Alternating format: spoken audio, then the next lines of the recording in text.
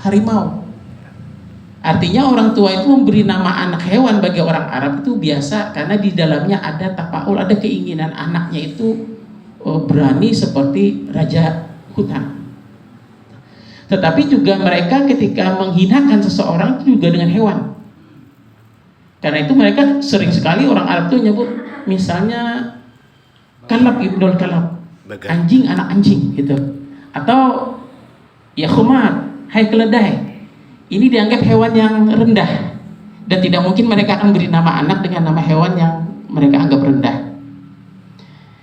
Jadi Sayyidina Abu Bakar itu nama asli beliau adalah Abdullah bin Utsman bin Amir. Abdullah berarti nama itu sudah diberikan sebelum Rasulullah SAW beliau menjadi umatnya Rasulullah. Karena namanya Abdullah itu juga dipakai oleh nama abah Rasulullah. Berarti kalimat Allah itu tidak ada, sudah ada sebelum dakwah Rasulullah SAW. Nah, jadi sudah ada kalimat Allah itu dan digunakan. Maka Rasulullah SAW menyebutkan lawuzina imanu Abi Bakr, seandainya ditimbang imannya Abu Bakar biimani ummatil ard, dengan imannya biimani ahlil ard, dengan iman seluruh penduduk bumi yang beriman. Karena kadang mungkin menimbang orang beriman dengan tidak beriman. Artinya yang jadikan timbangan adalah seluruh penduduk bumi yang beriman ditimbang dengan imannya Sayyidina Abu Bakar. La rajaha bihim, niscaya imannya Abu Bakar ini lebih berat. Artinya apa? Ada kadar sehingga bisa menimbang itu lebih berat, karena tidak mungkin menimbang tanpa mengetahui kadarnya. Artinya Rasul juga menyampaikan kepada kita bahwa iman itu ada kadarnya, iman itu ada tingkatannya, dan itu bisa diukur, dan orang bisa mengukurnya diri pribadi masing-masing. Bagaimana bentuk ukurnya? Dalam sebuah hadis yang lain Rasulullah menyampaikan ukuran daripada iman yang bagus, iman yang tinggi, iman yang sempurna. Kalau ibarat 1 sampai 10 ini 10. Kalau 1 sampai 100 ini iman yang 100 nilainya. Itu menjadi ukuran bagi kita untuk mengukur iman kita masing-masing.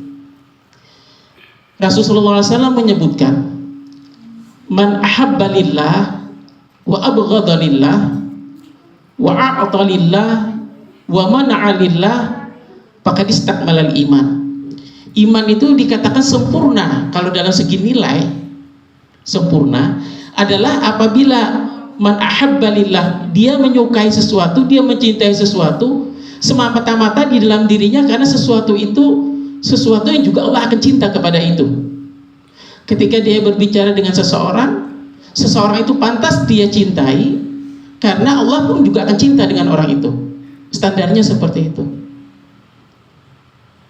Wa abghadha lillah, ketika dia benci dengan sesuatu, dia tidak suka dengan sesuatu itu, karena dia meyakini Allah juga tidak suka dengan itu.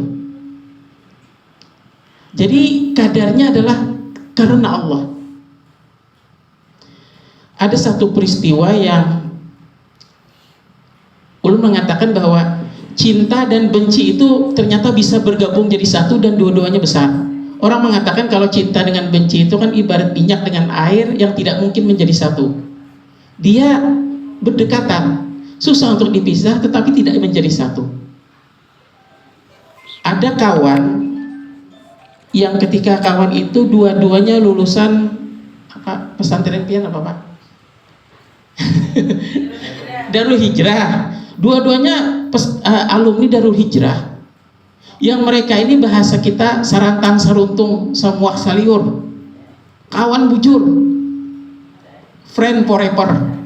Pokoknya kemana-mana terus bersama. Bestie. Nah, bestie. Lalu kemudian mereka sepakat melanjutkan pendidikan mereka ke Al-Azhar. Si bestie tadi yang 6 tahun bersama ini, berangkatlah mereka. Setelah selesai pendidikan, mereka di sana juga serumah dan sekamar. Bayangkan. Lalu kemudian setelah selesai, mereka pulang kembali ke Banjarmasin, dan dua-duanya aktif dalam kegiatan dakwah.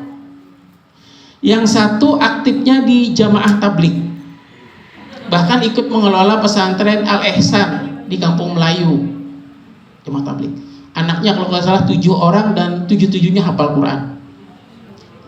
Yang satu ini aktif juga dalam dakwah sampai ke pedalaman, tetapi dia mengambil jalan Salafi Wahabi, yang biasa dalilnya kullu bid'atin dalal wa kullu dhalalatin finnar gitu. Ini terpisah beberapa tahun, lalu kemudian mereka ketemu ini. Nah, ketika mereka ketemu, ujar yang jemaah tablik ini, lawasnya kita ini kada ketemuan. Ini cerita benar ini. Dia kemudian mengatakan, uhibbuka billah, aku ini cinta engkau karena Allah. Tadi dia mencintai saudaranya karena dia yakin Allah akan cinta dengan saudaranya kalau bentuknya seperti ini. Tetapi apa jawab kawannya satu tadi? Dia kemudian mengatakan bahwa akrahuka billah, aku benci engkau karena Allah. Kenapa? Dia meyakini bahwa jalan dakwah kami sesat ini. Tidak ada Rasulullah mencontohkan harus iktikaf 3 hari, 7 hari, 40 hari, 4 bulan, setahun. Itu tidak ada, itu bid'ah. Dolalah dan sesat di neraka. Karena itu dia mengatakan, aku memandang ikam ini aku benci, tapi benciku adalah karena Allah. Bukan benci zatnya ikam, tetapi benci perbuatan ikam. Jadi yang satu memandang aku cinta ikam karena Allah, yang satunya memandang aku benci ikam karena Allah. Ini yang dikatakan pakadis takmal iman, iman yang sempurna itu seperti itu. Membenci seseorang bukan karena zatnya, karena membenci sifatnya. Orang yang satunya mencintai bukan karena zatnya, tetapi mencintai karena Allah. Berarti standarnya sudah tinggi ini.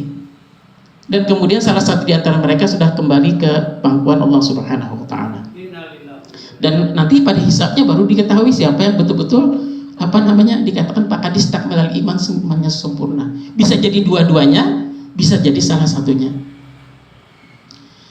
Yang berikutnya lanjutan dari hadis Rasulullah SAW, wa a'talillah wa mana'alillah. Ini hanya contoh saja, Rasulullah memberi contoh. Ketika seseorang memberi semata-mata dia memberi karena Allah, tetapi ada juga orang yang tidak mau memberi semata-mata tidak mau karena Allah. Misalnya saja fokusnya sama, ada orang minta-minta, ada orang yang kemudian dia memberi karena dia meyakini bahwa kalau dia memberi salah atau benar itu Allah yang menilai. Sebagaimana satu cerita, ketika ada orang yang lewat, dia kemudian memberi orang tersebut. Ternyata kemudian ada yang memprotes, kenapa kamu memberi orang itu?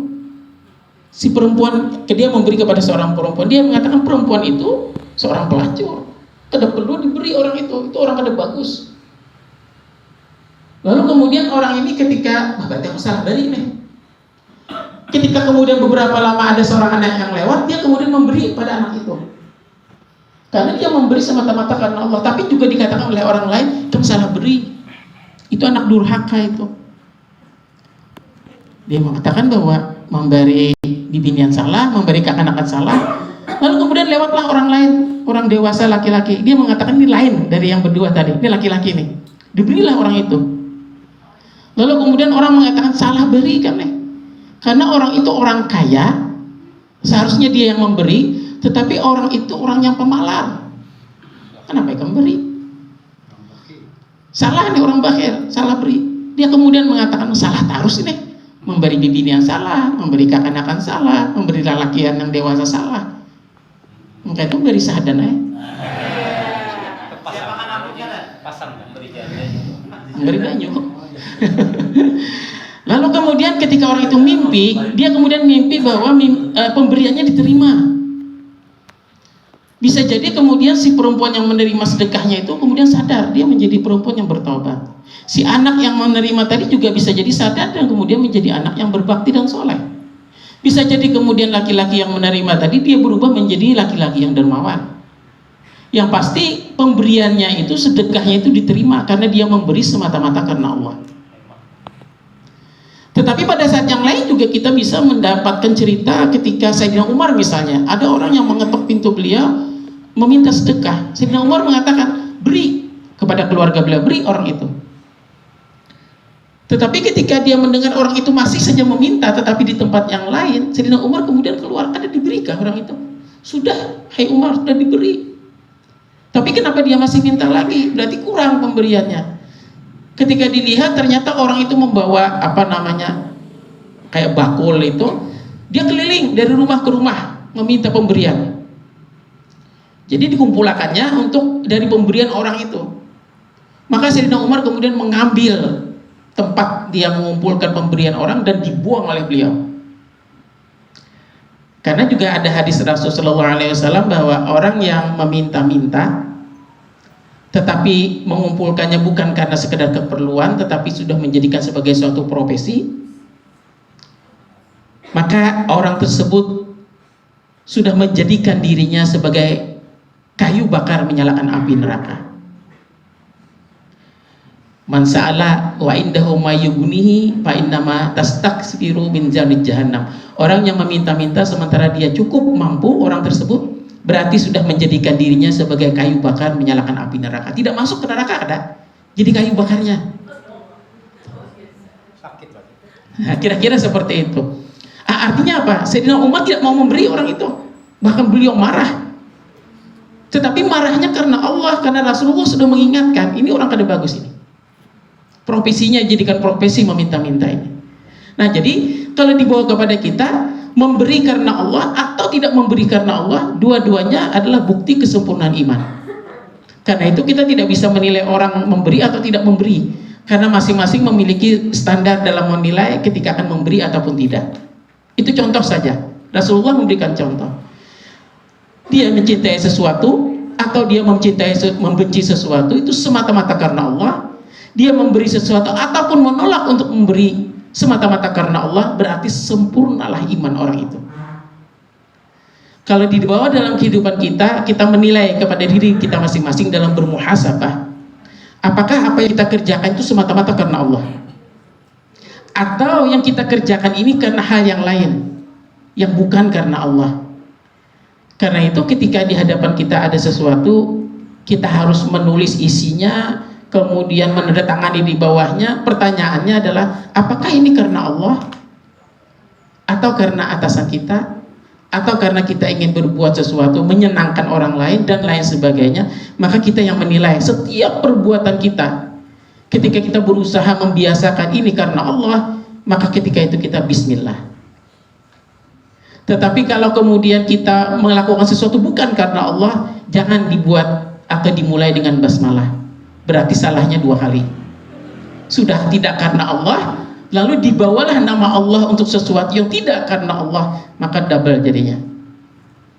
Jadi dalam kehidupan kita ini membiasakan, kalau ini tidak karena, kalau ini Allah murka, maka kita tidak akan pernah mengerjakan itu.